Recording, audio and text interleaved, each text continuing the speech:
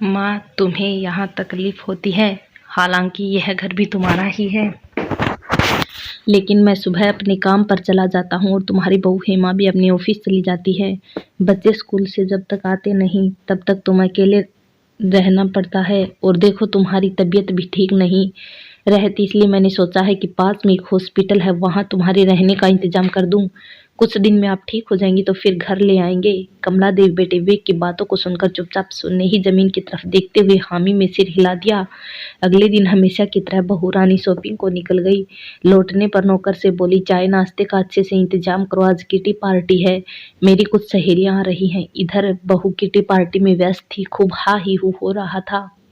उधर कमला देवी का दम्मा का इनहेलर खत्म हो गया था। उसने विवेक को बताया नहीं था, क्योंकि अभी एक हफ्ता ही हुआ था उसको विवेक के घर आए हुए। लगभग 1 महीना पहले कमला देवी के पति का देहांत हो गया था। तब वो अपने छोटे से शहर में रहती थी। पति की मौत के बाद बेटा उन्हें अपने साथ शहर ले आया था, जहां वह नौकरी करता था और अपनी बीवी बच्चों के साथ रहता था। लेकिन जब कमला देवी की सांस फूलने लगी तो न चाहकर भी उन्होंने बहू को आवाज लगाई। बहू की सहेलियों ने बताया कि तुम्हारी सास आवाज दे रही है।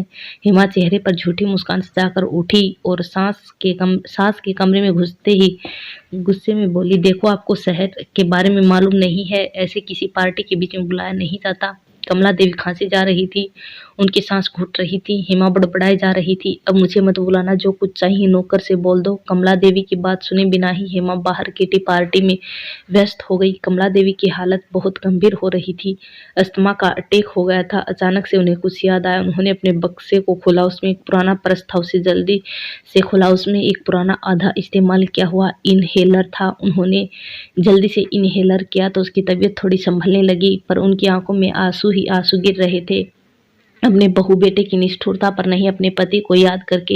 ये वही पर्स था जिसे उसके पति ने पिछले साल उपहार में ला कर दिया था। जब कमला देवी ने कहा था कि पर्स तो बहुत है मेरे पास, तो उनके पति ने कहा था, देखो, तुम्हें दमा का रोग है और तुम अक्सर दवाई भूल जाती हो। कुछ दवाई और इनहेलर की एक डिब्बी मैं इसमें रख देता हूँ, कभी भूल जाओ तो इसे निकाल लेना। फिर कमला देवी कुछ और सोचने लगी, उन्हें कुछ और याद आया। उन्होंने उसी पर्स से एक छोटी सी पर्ची देखी। अब उसमें एक अजीब सी हिम्मत ही जान निकल। कमला ने दराज से एक पेन निकाला और एक पेपर पर कुछ लिखा और अपनी छड़ी का सहारा लेकर धीरे धीरे कमरे से बाहर निकलकर घर से बाहर निकल गई। शाम को घर में कोहरा मचा हुआ था। विवेक और हेमा दोनों लड़ रहे थे। कारण यह था कि कमला देवी घर पर नहीं थी। पर अच्छा हुआ तुम्हारी माँ चली गई, कैसे रखती मैं उनको, मैं तो 1 हफ्ते में ही परेशान हो गई थी। विवेक बोला, अरे कुछ दिन तो ठीक से रख लेती, मुझे मकान के पेपर पर उनके साइन लेने थे। उसके बाद तो हॉस्पिटल के बहाने वृद्धाश्रम में रखने की बात कर ली थी। अब कहाँ ढूंढ, पता नहीं कहाँ चली गई। तभी विवेक के फोन पर एक कॉल आती है। विवेक, हाँ बताइए। दूसरी तरफ से, सर हम वृद्धाश्रम से बोल रहे हैं। विवेक, आपको नंबर कहाँ से मिला? मैं आपसे मिलने वाला था। नहीं सर, आप जिसे पहुंचाना चाहते थे वो यहाँ आ गई है और उन्होंने कहा है कि आप जिस कागज को लेने यहाँ आएंगे वह उनके कमरे के दरवाजे में है और उस पर साइन भी कर दिए हैं। यह कहकर फोन काट दिया गया। फोन रखकर प्रबंधक ने कमला देवी को बड़े सम्मान से देखा। कमला देवी बड़े शांत स्वभाव से अपने कमरे के पलंग पर बैठी हुई थी। उन्होंने फिर से वो पर्ची अपने पर्स से निकाला और पढ़ने लगी, जिसमें उनके पति ने लिखा था कि ये तभी पढ़ना जब मैं न रहूं। तब कमला देवी ने कहा था कि तब तो मैं इस कागज को फाड़ देती हूँ, लेकिन उसके पति ने उसको ऐसा करने से मना कर दिया था। आज वही पर्चा उन्होंने पढ़ा जब उनके जान पर बनाई थी और उनको लग रहा था बची खुची जिंदगी कैसे कटेगी। उस कागज पर एक पता और एक नंबर था जो उसके पति के एक दोस्त का था और इसी शहर में रहते थे, जिन्हें कमला देवी ने आश्रम से बाहर निकलकर फोन किया।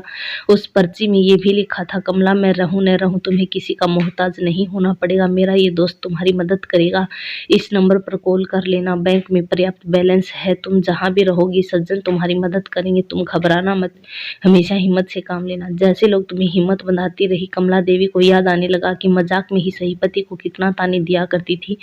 कभी एक साड़ी लाकर नहीं दिया, कहीं घुमाने फिराने नहीं ले गया। आज कमला बहुत खुश थी। आसमान की तरफ देखा कि दूर आसमान में उनके पति मुस्कुरा रहे हैं, क्योंकि आज पति का ये उपहार न सिर्फ उसके स्वाभिमान भर गया बल्कि उसका हृदय इस प्रार्थना से भर उठा कि धन्यवाद आपका और दुनिया का हर पति अपनी पत्नी को ऐसा एक उपहार अवश्य दे। ऐसे बच्चों पर शर्म आती है जिनको माँ बाप से कोई मतलब नहीं, बस उसकी जायदाद से मतलब होता है, और माँ बाप पर 1 रुपया खर्च करना वो बहुत समझते हैं। ऐसा नहीं होना चाहिए। माँ बाप के ऊपर तो हमें खुशी खुशी सब कुछ कुर्बान कर देना चाहिए। धन्यवाद दोस्तों। वीडियो पसंद आई हो तो लाइक करें, चैनल को सब्सक्राइब करें।